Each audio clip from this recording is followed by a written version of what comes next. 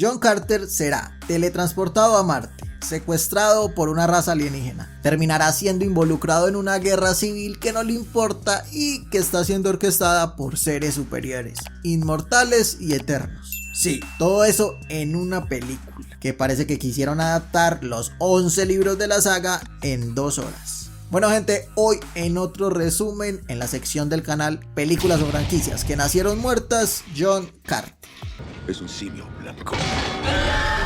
Por allá en el 2012 se estrenaba una película que recuerdo que le daban un presupuesto de 275 millones. Vaya noticia. Es lo que recordaba, no la vi nunca hasta que decidí hacer el resumen. 275 millones en 2012. Solo para ponerlo en perspectiva, la primera de Avatar tenía un presupuesto de 237 millones. En fin, resumamos y veamos qué pasó. Disney cagándola desde tiempos inmemorables. ¿Qué cosas? En Marte hay una guerra civil entre la gente de Sodanga y el pueblo de Helion. Algo así. Los sodanganianos, o los malos, han explotado los recursos naturales del planeta hasta secarlo. Entonces, como les dije, son los malos. Los de Helion son los que se oponen, o sea, los buenos. Justo cuando los buenos están a punto de ganar la guerra, el rey de Sodanga, Zaptan, este de acá, es ayudado por los Tens, o los calvos, para menor confusión. Además ese nombre está muy difícil. Seres enviados por una tal diosa que le facilitan tecnología avanzada para ganar la guerra. Bien. Mientras tanto, hablemos de la Tierra. John Carter acaba de morir. Sí, acaba de morir. Y le ha dejado un diario a su sobrino Ned donde le explica por qué le deja toda su fortuna. John Carter era un ex capitán del ejército, lo que lo dota de habilidades que no tienen que ser explicadas, al cual buscan reclutar para la guerra. Como no quiere, lo meten a la cárcel, cosa que no dura mucho porque al rato se escapa lo más de fácil. El comandante Powell, interpretado por Bryan Cranston, lo sigue. Y como es Bryan Cranston, pensaríamos, este es un personaje importante. Nada de eso. Mientras perseguía a Carter, se encuentran con los indios. Kunansinka. ¡está diciendo! El coronel queda herido, John Carter lo ayuda porque es buena gente y se van a las montañas, donde encuentran una misteriosa cueva con unos misteriosos símbolos. Dato no menor, está llena de oro. Hasta ahí normal, diría yo. Ahora, John se lleva un susto que te cagas cuando de la nada aparece uno de los calvos del principio. Y así como así, sin un hola de por medio, intenta desvivir al protagonista, el cual obviamente reacciona y lo desvive, ojo por ojo. ¡Ay, qué fácil! Muy eternos y toda la cosa, pero también muere. Eso sí, antes de morir activa un medallón extraño. John escucha y repite la última palabra. Barzún. ¿Qué demonios significa eso? Barzún es lo que dijo, que significa Marte en marciano. Acto seguido despierta en Marte, hoy, con el superpoder de saltar muy alto. Temas de gravedad y esas cosas. Lean sobre gravedad. A ver si te pones a leer. De tanto ir de un lado a otro así tipo Hulk, olvida el talismán, pero encuentra un niño lleno de huevos que empiezan a romperse. ¿Qué son? Gracias por preguntar. Son las crías de Tark, marcianos verdes de 4 brazos que lo toman como un intruso. Pero cuando el líder ve que puede saltar muy alto, lo protege. Hablan un rato, se presentan, ninguno entiende ni mierda. John Carter escapa y termina noqueado para ser llevado a la ciudad de los Tark. Bien. Unos momentos después. Por otra parte, y sin olvidar el conflicto interno del planeta, los malos al parecer ganaron la guerra. La única esperanza de Helion es una nueva tecnología en la que trabaja la princesa Deya, que usa una energía misteriosa, la misma energía que los calvos le dieron al malo. Pero entre los hombres del rey hay un infiltrado que daña el aparato. Entonces, plan B, dice el rey de Helion, que la princesa se case con Zap. I'm sorry, what? ¡Es un monstruo! Dice la princesa. Puede ser la voluntad de la diosa, dice el padre. Diosa de la que todo el mundo habla pero nadie conoce, pero todos creen. Como sea, le toca aceptar. Bueno, sí. Paralelo a eso, John Carter fue adoptado por la tribu Tark. Unos no están muy de acuerdo, pero el que manda es el rey y el que manda, así mande mal, dicen por ahí. Entonces se jodieron. Lo tratan como uno de sus bebés y se lo encargan a Sola, que a mitad de la noche le da una extraña bebida. Para variar, más tarde intenta escapar y es seguido por todo el lugar por Wula, un perro marciano con super velocidad. Eso es lo único que necesitamos saber. Wula se mete en la fiesta de la tribu y lo empiezan a tratar mal. Y recuerden, John Carter es buena gente y se enoja porque le están pegando al pobre perrito. Se mete a una pelea y como no controla su fuerza, desvive a uno de los marcianos de un solo golpe. la cagaste. ¿Y ahora qué? Ah, y no menos importante, se me olvidaba, ahora habla y entiende la lengua marciana gracias a la bebida esta misteriosa que le dieron. De esas cosas que no explican, pero que de alguna manera solucionan en las películas. Porque sí. Y bueno, como John Carter se escapó, lo castigan a él y a Zola, que era la encargada, marcándolos con un fierro caliente. Aunque antes de que llegue su turno, la ceremonia es interrumpida por 4 naves que pasaban justo por ahí. 3 son rojas, o sea, los malos, y una es azul, o sea, los buenos. En la azul está la princesa, que es perseguida por su prometido, porque no quiere casarse, obvio. Una que otra escena de acción para ambientar, y la princesa termina cayendo al vacío. Para sorpresa de nadie, John Carter pasaba por ahí salvándola con uno de sus supersaltos. Al ser un ex capitán del ejército no tiene problema con ponerse a pelear contra los humanos de Marte. Golpe va, golpe viene, la princesa participa, salta por todas partes hasta que da con Zod, al cual el líder de los calvos le ordena que lo capture vivo. ¿Por qué? La trama y el guión, porque en más de una oportunidad pudo morir. Aunque no importa porque los Stark se meten y ganan la pelea. Los malos escapan y John Carter es nombrado mano derecha del rey. Nada de eso, dice. No quiero representar ni pelear por nadie. Ah, pero el rey de Tar lo convence diciendo que es la única forma de proteger a la princesa, la cual oculta su identidad, como si a alguien le importara que eres una princesa. ¡No le importa a nadie! ¡No le importa a nadie! En fin, hablando y hablando, concluyen que John fue teletransportado de alguna manera desde la Tierra a Marte. ¿Cómo? La respuesta está en el amuleto, que por cierto guarda el rey. Entonces a la princesa se le ocurre algo, ir hasta el templo de los Stark, que coincidencialmente tiene varias escrituras que hablan sobre una puerta a otro mundo. Y como no hace falta ser un genio para darse cuenta que están hablando de la Tierra, se van a buscarla. Pero no tan rápido, aparecen los Stark y los capturan a los 3. Sí, a los 3, porque Zola era la encargada de vigilarlos y no hizo ni mierda. Resulta que entrar al templo está prohibidísimo. Los Stark están muy ofendidos, como si les hubieran mentado la madre, algo así. Tanto que a Zola la piensan desvivir, pero por X o Y razón, el rey es el papá de Zola. Nadie más lo sabe, entonces los ayuda a huir. Vaya milagro del guión. Señor, qué suerte tienen algunos. Caminan el desierto. Lo único relevante que pasa es que se dan cuenta que Della es la princesa del reino. La reacción de John Carter es tipo... Sí, bueno. Bien, como sea, continúan el camino y al rato llegan a un río. Y más adelante se topan con una estructura misteriosa que reacciona al talismán teletransportador. Todo muy misterioso, la verdad. ¿Y la puerta? Se preguntarán. Eso mismo se preguntan ellos. No hay puerta por ningún lado. Tal vez la respuesta esté en tu corazón o en unas marcas extrañas que aparecen en el suelo. Sí, eso. Esas marcas explican la teletransportación de la Tierra a Marte. El cuerpo real de John está en la Tierra y se transfiere una copia a Marte. Para hacer todo eso se necesita un código, el cual evidentemente no tienen.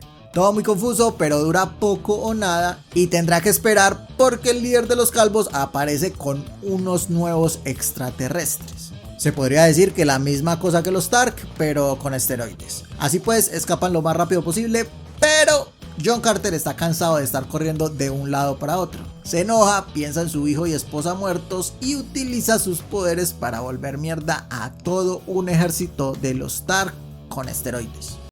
¡Cielos, qué macizo! En un vuelco tremendo de los acontecimientos aparece el papá de Della y los ayuda.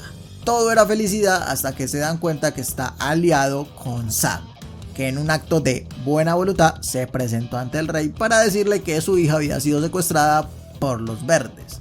La princesa pierde su oportunidad de acabar con la película y de paso con el sufrimiento de todo aquel que la vio. Pero no, aparece la duda y ante la duda absténgase y la hace más larga la película. Oye, amigo, ¿vienes de Tontolandia? O sea, tenía la oportunidad de matar al malo y no lo hizo. Súper lógico. Al rato John Carter despierta. Para variar sale corriendo. Esta vez le ayuda uno de los oficiales de confianza de la princesa.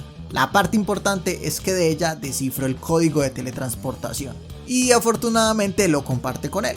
Justo segundos antes de que los encuentre. Precisito. Ah, pero recuerden, John Carter es buena gente. Y se queda para ayudar. Una cagada que el líder de los calvos la vio venir y ya es hora de decirlo. quién putas o qué son los calvos estos. Bueno, tampoco es que lo dejen muy claro. Mientras estos van caminando, este va cambiando su imagen entre un soldado y una abuelita. Explica que no existe ninguna diosa. No me digas, qué sorpresa. Los calvos son seres eternos e inmortales que van moviendo los hilos de las civilizaciones, para terminar siempre en lo mismo. Una civilización que prospera, se divide y luego se autodestruye. ¿Les suena de algún lado?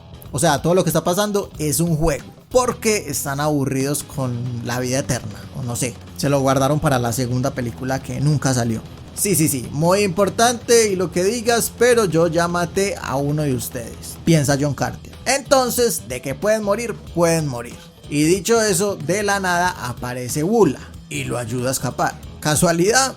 Parece, pero necesita escapar de alguna manera. Algunas escenas de persecución para ambientar y como necesita un ejército, le pide ayuda a los Stark. Pero no contaba con algo. La cagada es que los Stark son gobernados ahora por este Tar de un cuerno que le caía mal John Carter al principio. Al rey lo metieron a la cárcel y los ponen a pelear en el Coliseo contra los simios blancos. Golpe va, golpe viene, a John Carter lo amarran con una cadena y de alguna manera se las arregla para acabar con uno de los simios. Lo amarra, le da un rocazo, cosas así. Al segundo lo atraviesa justo antes de que se comiera al rey y a su hija. Estuvo cerca. Todo un héroe. Después de tremendo acto heroico, John Carter gana el respeto de los Stark. El nuevo rey se opone, claro. Bueno, fue parejo hasta que empezó.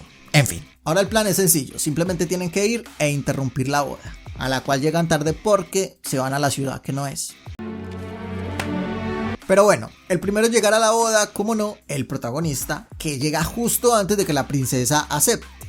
Pero que te digo que era una trampa de los malos que utilizaron la boda de distracción para trasladar todo su ejército e invadir la ciudad. Tremendo plan. Excusa perfecta para pasar directo a la pelea final.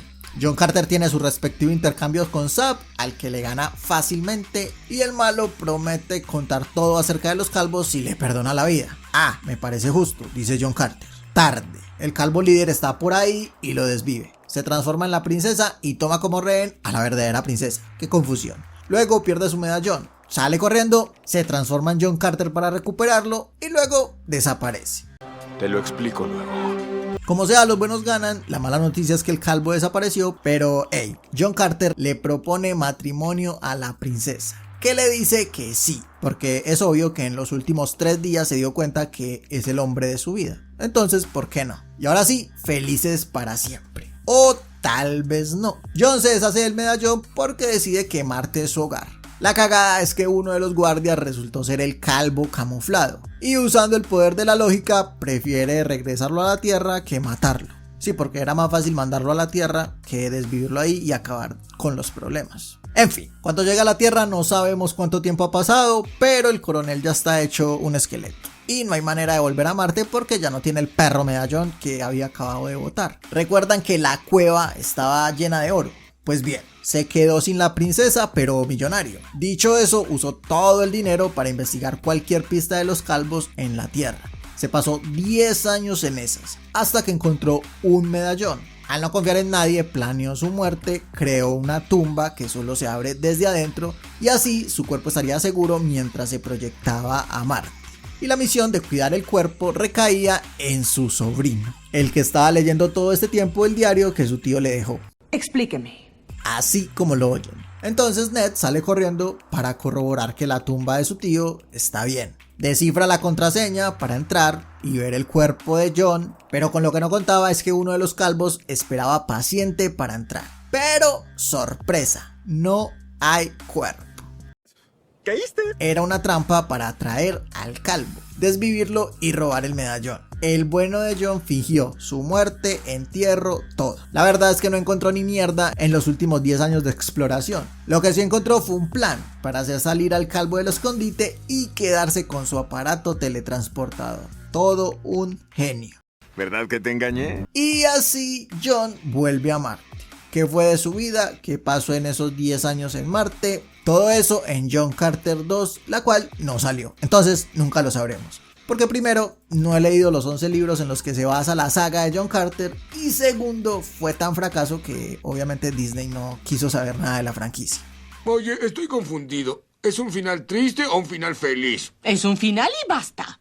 Conclusión. ¿Por qué no gustó y murió antes de nacer la franquicia? En mi humilde y no definitiva opinión, recuerden, es mi opinión, pienso que ni los guionistas de la película confiaban en lo que escribieron.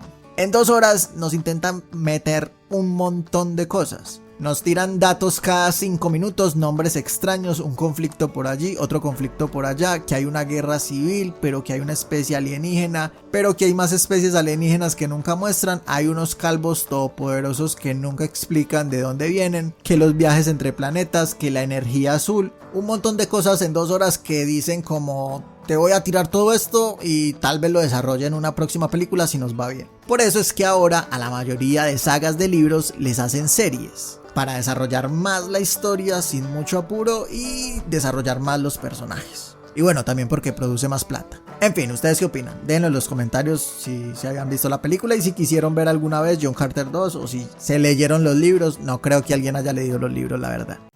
¿Verdad? Y bueno, gente, este fue otro resumen de John Carter en películas o franquicias que nacieron muertas. Ya saben qué hacer, si les gustó y son nuevos en el canal, suscríbanse que me ayudaría un montón. Denle un like bien brutal, comenten, activen la campana. Muchas gracias por ver el video y hasta el próximo resumen.